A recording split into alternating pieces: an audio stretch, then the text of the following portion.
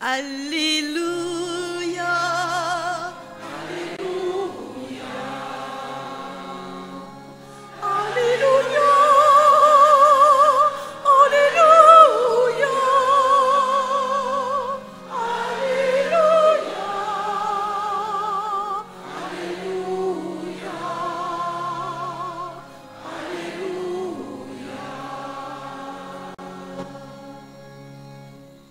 Réjouis-toi, Vierge Marie, comblée de grâce, le Seigneur est avec toi, tu es bénie entre les femmes.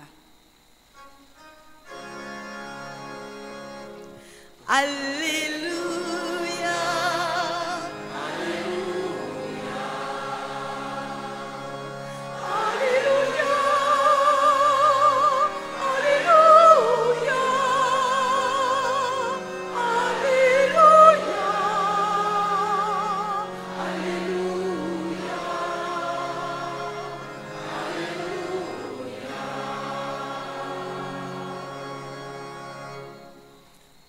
Le Seigneur soit avec vous. Et avec votre esprit. Évangile de Jésus-Christ selon saint Luc. Gloire à toi, Seigneur.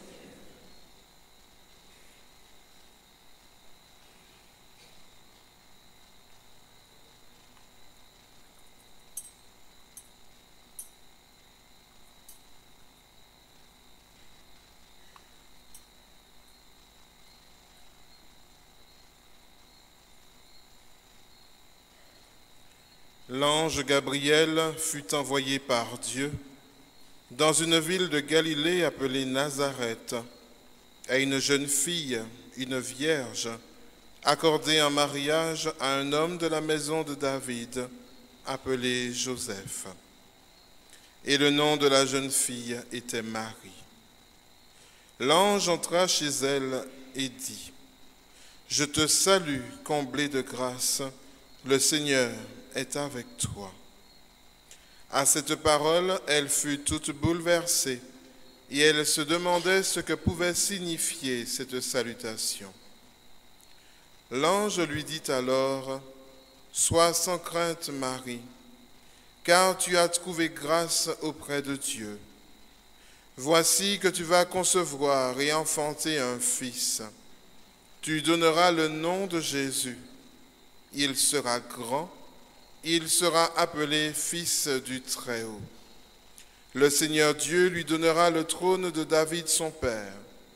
Il régnera pour toujours sur la maison de Jacob, et son règne n'aura pas de fin. » Marie dit à l'ange : « Comment cela va-t-il se faire, puisque je suis vierge ?» L'ange lui répondit : « L'Esprit Saint viendra sur toi, et la puissance du Très-Haut te prendra sous son ombre. C'est pourquoi celui qui va naître sera saint, et il sera appelé Fils de Dieu. Et voici qu'Élisabeth, ta cousine, a conçu, elle aussi, un fils dans sa vieillesse, et elle en est à son 6e mois, alors qu'on l'appelait la femme stérile. Car rien n'est impossible à Dieu. » Marie dit alors : « Voici la servante du Seigneur, que tout se passe pour moi selon ta parole. » Alors l'ange la quitta. Acclamons la parole de Dieu. Louange à toi, Seigneur Jésus.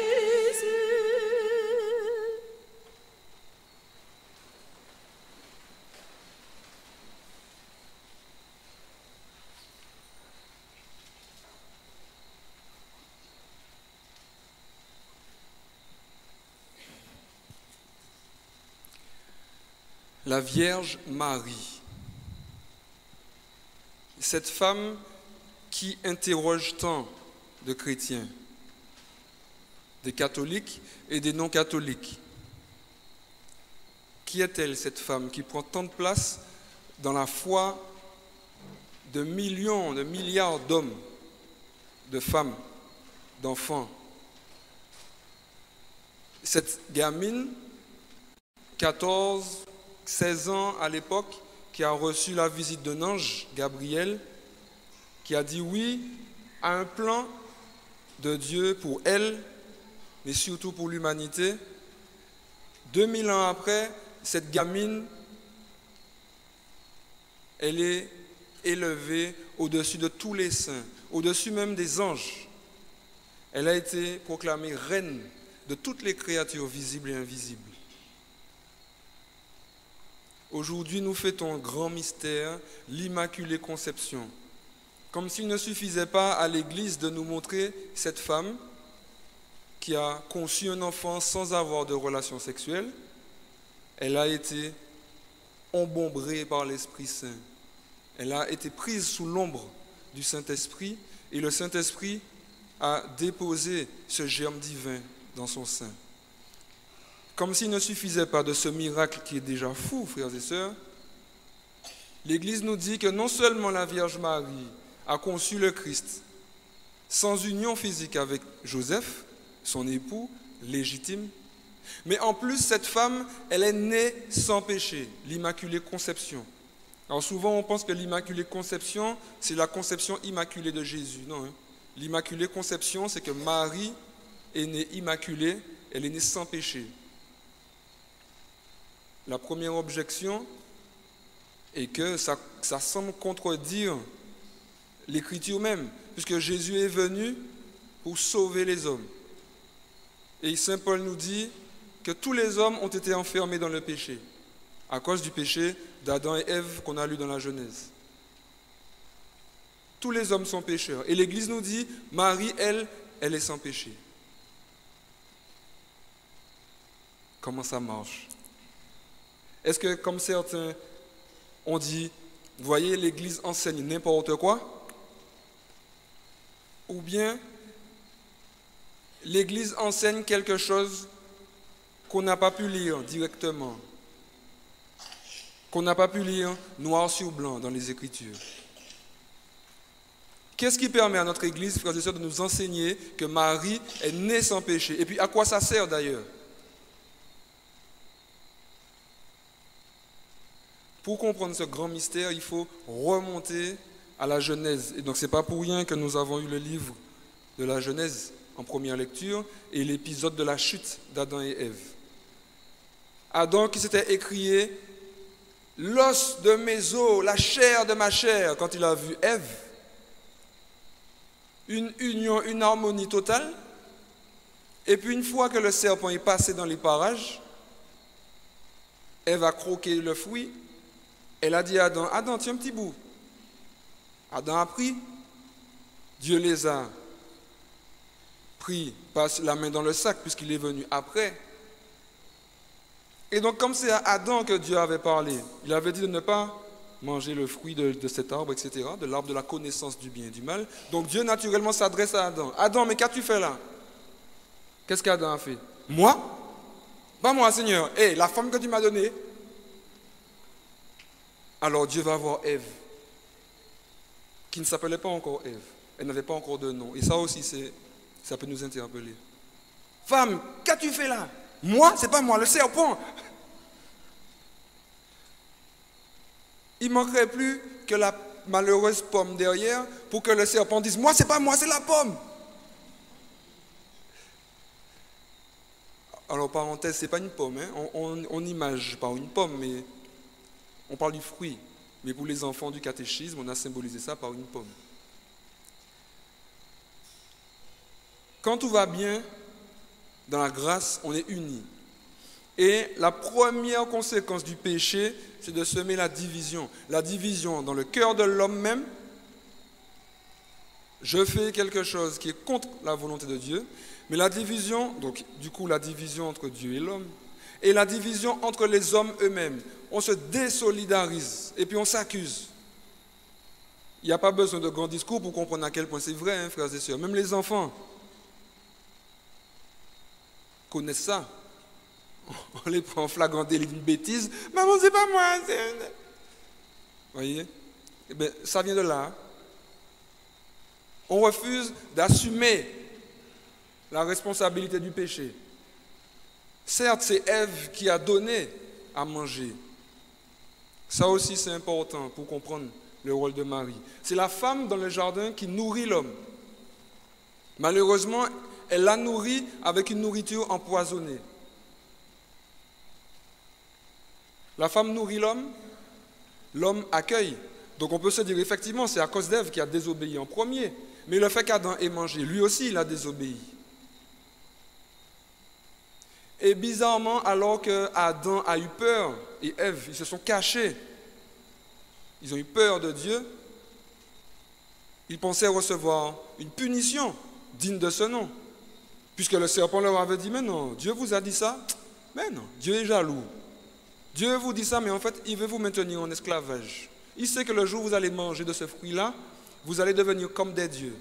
Donc, comme il ne veut pas que vous deveniez comme des dieux, comme lui, donc il vous dit, ne mangez pas, obéissez, puis ne réfléchissez même pas. Le péché originel, contrairement à ce qu'on dit, frères et sœurs, je me permets de corriger aussi une erreur, ce n'est pas la relation sexuelle. Beaucoup de personnes pensent que le péché originel, c'est Adam a couché avec Ève. Mais non, le premier commandement, c'était ça. Multipliez-vous, croissez, déployez-vous. Eh bien, c'est avec des unions. La relation sexuelle, dans le cadre du mariage, c'est le lieu où l'homme et la femme ressemblent plus à Dieu. Dixit Jean-Paul II, ce n'est pas moi qui le dis. Quand c'est en dehors du mariage, c'est la pire caricature et la pire abomination qui existe. Voilà. Le péché originel, ce n'est pas la relation sexuelle. Le péché originel, c'est d'avoir accueilli cette suspicion de la part de l'ennemi, de croire que Dieu, en fait, ne veut pas vraiment mon bonheur. Il me maintient dans une espèce d'obéissance servile pour mieux me dominer. Et Ève a accueilli ça. Ah ouais? Alors, c'est vrai. Et puis c'est fini.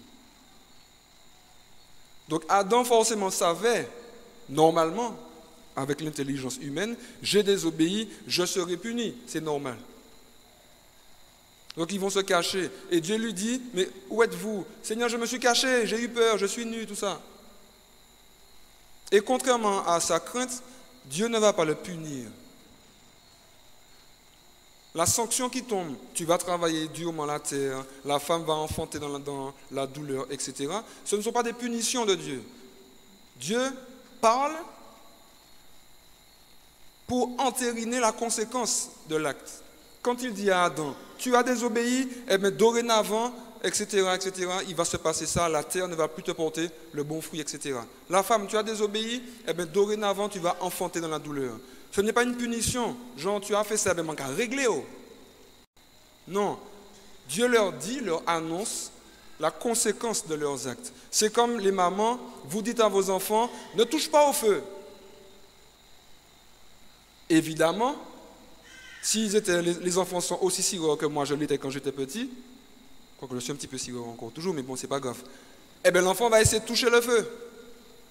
Et puis il se brûle au 3e degré, la main. Alors la maman revient, elle lui dit, mais je t'avais interdit de toucher au feu. Eh bien, puisque tu as touché au feu, tu ne pourras plus écrire de ta main, parce que ta main est brûlée au 3e degré. Donc la maman ne punit pas l'enfant, elle lui dit la conséquence. Vous comprenez ou pas ça? C'est très important. Donc dans le jardin, Dieu ne punit personne. Il leur manifeste la conséquence de leur péché. Et du coup, qu'est-ce que lui il fait? Dieu, il annonce le salut. Au cœur même du péché, Dieu annonce le salut. La venue de la femme.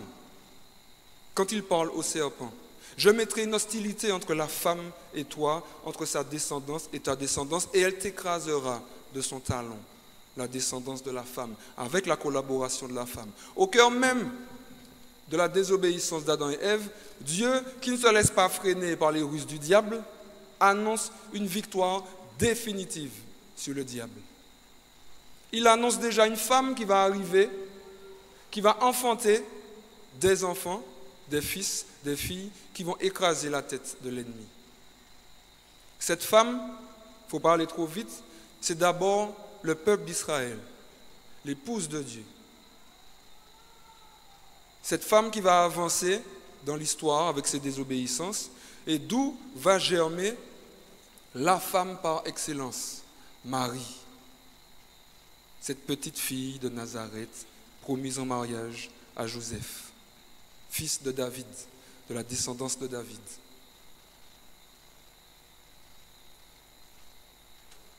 Et ce petit bout de femme qui reçoit l'ange, ne sachant pas ce qui va lui arriver, parce qu'elle était toute tournée vers Dieu, n'a pas pu dire non à ce projet fou qui lui était annoncé.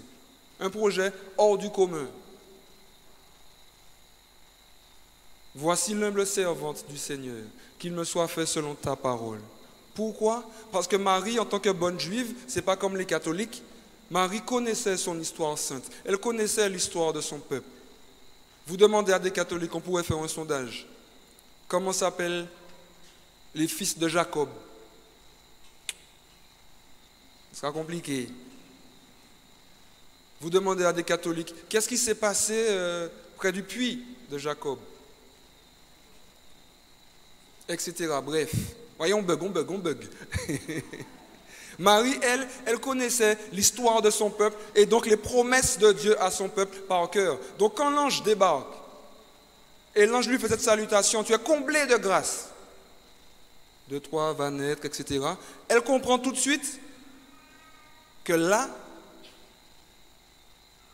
Dieu est en train de mettre en place un plan qu'il a déjà préparé 1000 ans, 1500 ans, 2000 ans avant, etc. Marie comprend dans la foi quel est l'objet de l'accomplissement des promesses de Dieu. Elle ne sait pas comment ça va se passer, mais elle comprend ça. Avec les termes qui sont employés, elle sait que c'est du Messie qu'on parle. Et donc, ça nous éclaire aussi, frères et sœurs, contempler Marie pour un catholique et un orthodoxe et certains protestants. Ce ne sont pas tous les protestants qui sont fâchés avec la Vierge Marie, heureusement. Contempler Marie, ce n'est pas contempler Marie pour elle-même. Contempler Marie, c'est contempler la fidélité de Dieu à son peuple. C'est contempler Dieu qui répond aux souffrances de son peuple. Quand je vois Marie, je vois la femme que Dieu a choisie pour réaliser le salut des hommes. D'ailleurs, Marie l'a bien compris quand elle va voir Élisabeth. Élisabeth lui dit, « Oh, quelle joie, quel honneur pour moi, la mère de mon sauveur vient chez moi. » Et Marie, tout de suite, qu'est-ce qu'elle dit? « Mon âme exalte le Seigneur, exulte mon esprit en Dieu mon sauveur. » Il s'est penché sur son humble servante. Marie reconnaît que si elle a un mérite, c'est justement parce qu'elle n'a pas de mérite. Elle reconnaît que ce qui lui arrive n'est pas pour elle. Ce qui lui arrive, c'est la réponse de Dieu aux souffrances des hommes, aux péchés des hommes. Donc tout ça ne tombe pas par hasard, frères et sœurs. Dieu, il est organisé, il est un Dieu d'ordre. Donc parce qu'il avait déjà prévu de choisir Marie pour être le saint qui porterait son fils, eh bien, il était logique qu'il prépare Marie à accueillir le Saint des Saints. Jésus ne peut pas être baigné dans le péché. Donc il devait naître du sein d'une femme, certes, mais il devait naître d'un saint immaculé. Et justement pour ceux qui se disent, mais non, mais c'est impossible. Qu'est-ce que l'ange a dit à Marie pour Élisabeth? Elle qu'on appelait la femme stérile, mais rien n'est impossible à Dieu. Il était nécessaire que Marie n'ait pas de péché pour pouvoir accueillir Jésus dans son ventre. Et donc, mais comment ça marche? Eh bien, l'Église nous enseigne que si Marie est sans péché, c'est par anticipation de la croix. Vous savez, si Jésus est monté sur la croix, c'est pour effacer le péché. C'est pour nous sauver, c'est pour nous délivrer du péché. Eh bien, Marie a bénéficié de la grâce du salut avant le jour J. Dieu a anticipé le salut de Marie, un privilège qui lui est accordé, mais encore une fois, pas pour elle-même. Pour que quand je regarde Marie, je vois ce à quoi moi je suis appelé. Et donc Dieu prépare ce saint sans péché, pur, immaculé. encore un autre argument, pas un argument intellectuel, un argument céleste, divin, spirituel. Vous savez, Jésus, on l'appelle le nouvel Adam, l'Adam qui vient racheter le premier Adam. Et souvent, on dit que Marie est la nouvelle Ève, c'est vrai. Elle est la femme qui dit oui, alors qu'Ève a dit non. Donc Marie vient racheter la désobéissance d'Ève aussi. Mais si on pousse la comparaison plus loin, Jésus, c'est le nouvel Adam. Adam, il est sorti d'où, frères et sœurs?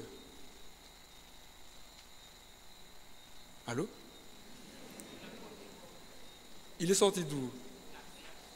De la terre. Cette terre qui n'avait pas encore connu la corruption du péché. Cette terre qui donnait encore du fruit en abondance avant l'intervention du serpent. Donc si Jésus est le nouvel Adam, il doit lui aussi, comme Adam, être façonné dans une terre immaculée, où le péché n'a pas encore sévi. Donc Marie est la terre nouvelle. C'est pas extraordinaire ça, frères et sœurs? Marie est cette terre dont Dieu va se servir pour façonner le Sauveur. Et c'est cette femme immaculée, sans péché, toute tournée vers Dieu, que l'ange va visiter. Et parce qu'elle est immaculée, qu'il n'y a pas de résistance dans son cœur, mais forcément elle dit oui. Et après, quand elle tombera sur des situations qu'elle ne comprendra pas, elle ne va pas se révolter. Elle va retenir ces choses et les méditer dans son cœur. Donc, contempler Marie, c'est contempler Jésus. Marie est la terre nouvelle, elle est la nouvelle arche d'alliance, elle est le nouveau tabernacle, parce qu'elle a porté le Sauveur dans son sein, comme le tabernacle comporte les hosties consacrées. Marie est la tente de la rencontre sur laquelle la nuée descendait dans le désert. L'Esprit Saint est descendu sur elle. Et donc, comme on dit, plus tu vas te rapprocher de Marie, eh bien, plus tu vas avoir l'occasion, la chance de rencontrer Jésus dans la vérité. En d'autres termes, un chrétien qui n'a pas Marie marche clopin-clopant. C'est vrai que ce n'est pas facile, frères et sœurs, de comprendre la place de Marie. Mais c'est ce qui peut nous aider. Marie ne garde rien pour elle. Elle n'existe que par Jésus, par cette grâce-là. Donc comme Marie est le signe de la fidélité de Dieu et l'accomplissement de la promesse du salut, Marie, sainte, immaculée, eh bien, elle est ce nouveau peuple aussi. Elle représente le peuple élu, qui est appelé à être saint, comme nous dit Saint Paul, saint et irréprochable. Marie, elle représente l'Église aussi, qui est sainte, irréprochable, malgré le péché de ses membres, malgré le péché de ses pasteurs, surtout le Père Cholvé, il a beaucoup de... Mais Dieu l'aime quand même. Malgré le péché de ses pasteurs, malgré le péché de ses membres, dont les pasteurs font partie évidemment, l'Église est sainte. Malgré l'impureté de mes mains et des mains du Père Cholvé, tout à l'heure quand nous allons consacrer les espèces, elles vont vraiment devenir ces espèces saintes et immaculées, le corps du Christ, le sang du Christ.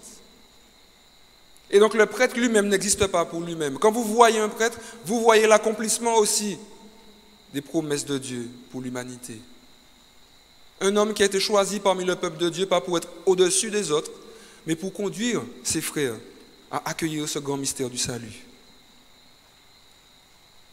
Et donc, en cette fête de l'Immaculée Conception, laissons-nous nourrir par la Vierge Marie. Dans le jardin, je disais tout à l'heure, un point très important, que la femme Ève avait nourri Adam avec le fruit défendu. Aujourd'hui, Marie nous donne son Fils et elle nous nourrit, mais plus avec un fruit corruptible, avec une hostie consacrée. Marie nous donne Jésus. Laissons-nous nourrir par elle pour avoir la vie. Et alors, quand je serai blotti sous le manteau d'amour de maman Marie, je n'aurai plus rien à craindre. Parce que c'est elle, cette femme. Idem, c'est elle, l'Église, cette femme, qui a reçu autorité sur le diable. Donc plus je serai blotti sous le manteau de Marie, plus je serai en sécurité avec mon Jésus. Jésus a livré Marie à Jean au pied de la croix, et par Jean, c'est à toute l'humanité qu'il livrait Marie. Donc, si on pouvait faire cet acte de foi ce soir, frères et sœurs, en cette fête, de déposer sur l'autel pendant l'offertoire nos doutes, de dire ça au Seigneur sincèrement. Seigneur Marie, je ne comprends rien. Je n'arrive pas à prier mon chapelet. D'ailleurs, je ne comprends rien dans tout ça. Déposons tout ça sur l'autel. Et demandez à Dieu, Seigneur, aide-moi à comprendre qui est ta maman. Et aide-moi à comprendre quel intérêt elle a pour moi aujourd'hui. Parce que si Dieu a préparé cette femme qui, comme l'a dit l'ange, est comblée de grâce, comblée, le verbe grec là, c'est rempli au maximum. Si elle est remplie au maximum, c'est justement parce qu'il n'y a pas d'obstacle à la grâce. Donc l'ange même lui dit qu'elle est comblée de grâce. Donc là, il est en train de nous dire qu'elle est sans péché. Il n'y a pas de place pour le péché dans le cœur de Marie.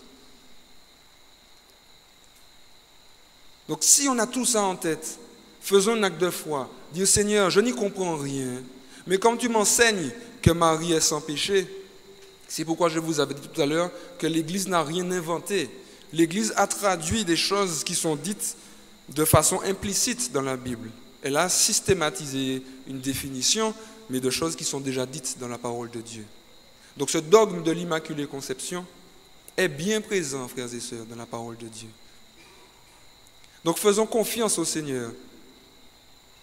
Et puis accueillons ce mystère de cette femme, Marie. Et vous ferez l'expérience que plus vous la regarderez, plus vous la prierez par les mystères du rosaire, par un chapelet avec différentes intentions, etc., par des pèlerinages dans des lieux mariaux, et puis simplement par des prières spontanées, des discussions avec votre maman du ciel, vous verrez que votre foi en Jésus grandira. N'ayez pas peur de donner beaucoup de place à Marie. Plus vous lui en donnerez, plus vous serez proche de Jésus.